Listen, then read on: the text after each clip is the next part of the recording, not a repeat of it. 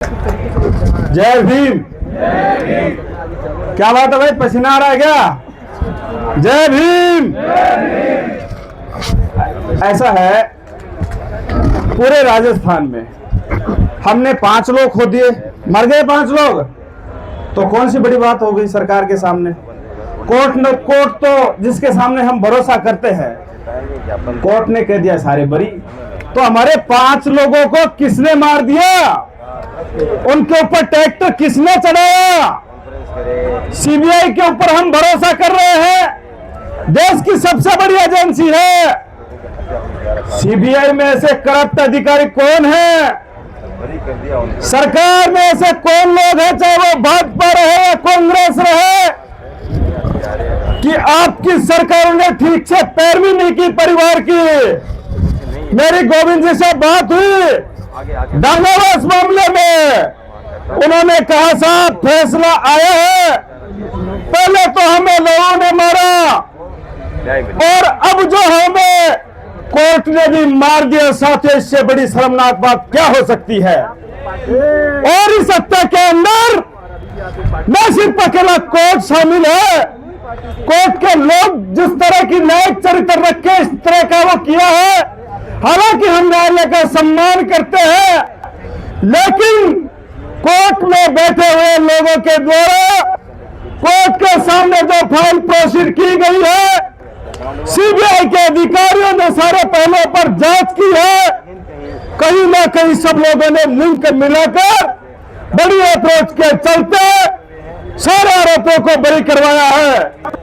मैं बड़े दुख के साथ कहना चाहता हूं, हम लोगों ने वेलफेयर सोसाइटी में बैठकर सतवीर जी के नेतृत्व में कई रिटायर्ड कर्मचारी अधिकारियों ने फैसला आते ही आपातकाल मीटिंग का आयोजन किया और उस आपातकाल मीटिंग में एक तय किया, हमारे ऊपर सबसे पहले सामाजिक अन्याय अत्याचार होता है, उसके बाद सामाजिक उत्पीड़न से दुखी होकर हमारे लोग पुलिस के पास जाते हैं, सबसे बड़ा पुलिस अत्याचार करती है, और वहां पर भी हमारे पढ़े लिखे लोग ये सोचते हैं कि हम कोर्ट में आपको देख लेंगे, और अब कोर्ट ही 40 लोगों को बरी कर दे तो हमें सड़क पर आना पड़ता है।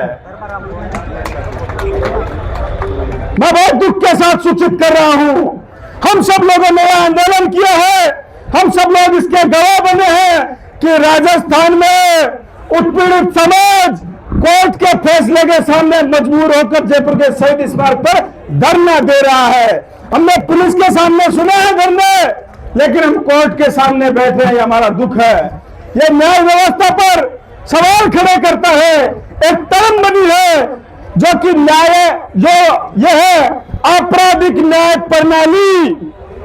आपराधिक न्याय प्रणाली में पुलिस भी है, सरकार भी है और कोर्ट सीबीआई सब लोग शामिल हैं, और ये आपराधिक न्याय प्रणाली में आप सब लोगों से कहना चाहता हूं, लोकतंत्र और संविधान आने के बाद की बात नहीं है, ये हजारों सालों से जो अन्याय करने का चरित्र लोगों का है, वो आज भी इस न्याय प्रणाली में छुपा हुआ है, जिसका परिणाम दांगावास में 40 लोगों को बरी होने का आप देखते हैं। और सबसे बड़ी दुख की बात कहना चाहता हूं, जब हम लोग सरकार से सवाल करने के लिए जयपुर में इकट्ठे हो रहे हैं, उस वक्त हमारे लोग सरकार के साथ बैठकर क्या कर रहे हैं? चाय नाश्ता कर रहे हैं, खाना खा रहे हैं। अरे धन्य है हम लोग, हम पता है, हम जिस तरह से आगे से दिखते हैं आंदोलन करते हुए, उससे ज्यादा तीर हमारे पीठ के ऊपर ठोके हैं, आप ध्यान रख के रखना, और ये प्रत्येक आंदोलनकारी के लिए लागू होती है। ये बात कितने दुख की बात है। वो लोग नाश्ता करते करते भी हम ये नहीं कहते, आप नाश्ता करते करते भी ये कहते ना, अरे साहब हमारे 40 लोग आरोपी हैं, उनको बरी कर दिया गया है, तो भी हम मानते हैं कि आपका जमीर जिंदा है। और ये कहीं ना कहीं अगर ताकत है, तो आप सब लोगों ने उन पालतू कबूतरों को, तीतरों को इस तरह का चूका पानी करवाने का काम किया है। कैसे लोगों को पहचानेंगे? आने वाले समय में टाइम देंगे।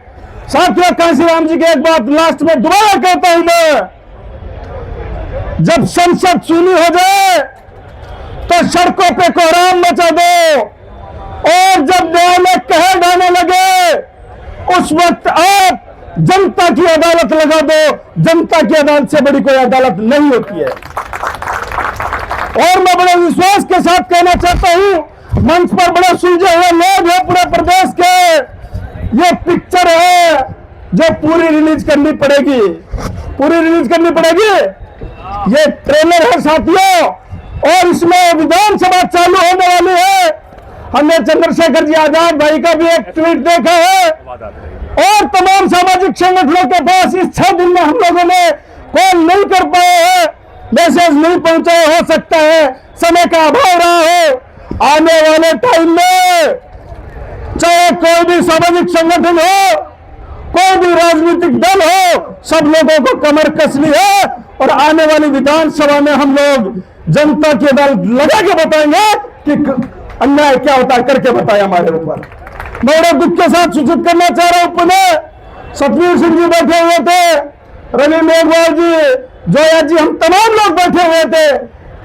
एक एमएलए को, डीसी साहब जिंदा हो आप, तो आप जिंदा हो, आपकी कसम, डीसी बेरवा जी जिंदा हो आप, टीकाराम जी जूली आ रहे हैं, जिंदा है।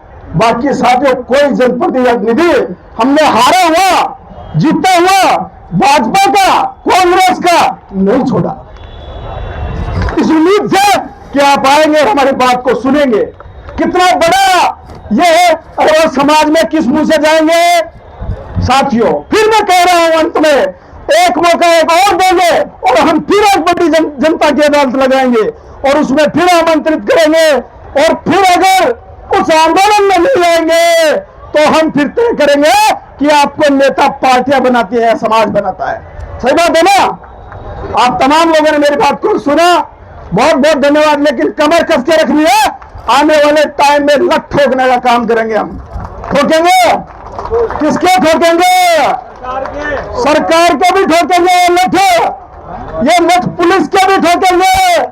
और साथियों मजबूर ना करो, माननीय न्यायालय बहुत सम्मान करते हैं, संविधान का पाठ है, हमें मजबूर मत करना कि लठी दूर चलाना पड़े। बहुत बहुत धन्यवाद।